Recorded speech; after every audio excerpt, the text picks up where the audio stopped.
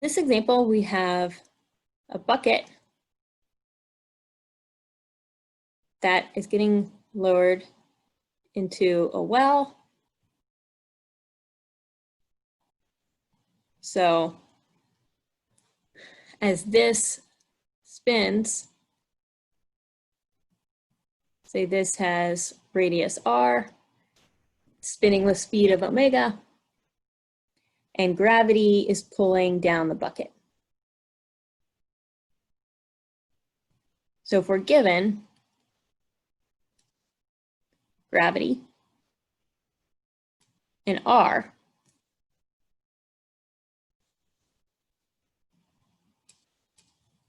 we need to find omega and theta of the axle. So how do the speed and position of the axle relate to the falling bucket? So to solve this, first we need to relate linear to angular variables. Second, we need to separate and integrate. So to relate linear and angular variables, we know if omega is going this way, also theta is going that way, and alpha is going that way. Now, acceleration equals r alpha, but acceleration is g. So we'll say that equals g. So then alpha equals g over r equals 9.81 over 0.02.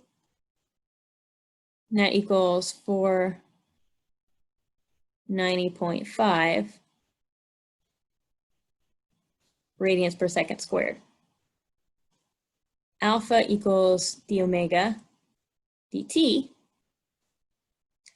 So d omega equals alpha dt. And we're just going to assume that this starts and stops, that it starts at 0. Omega initial equals 0. Theta initial equals 0. So here, we just integrate from 0 to t, from 0 to omega. We get omega equals alpha t, which equals 490.5 t. This is going to be in radians per second.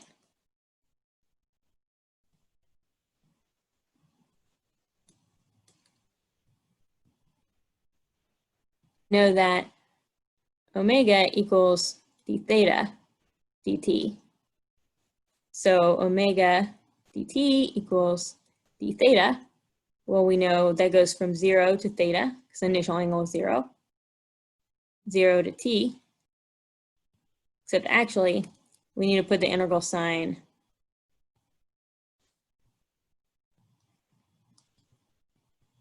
outside of here. So that's going to be integral of 490.5 t dt from 0 to t. So then we get theta equals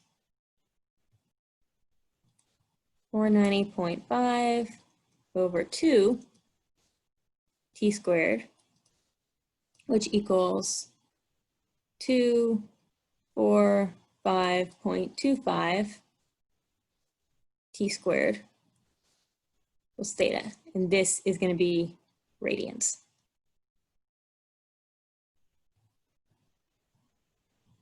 So then if it asks for the position and velocity at a specific value of t, then you would just plug t into the equations and get omega and theta.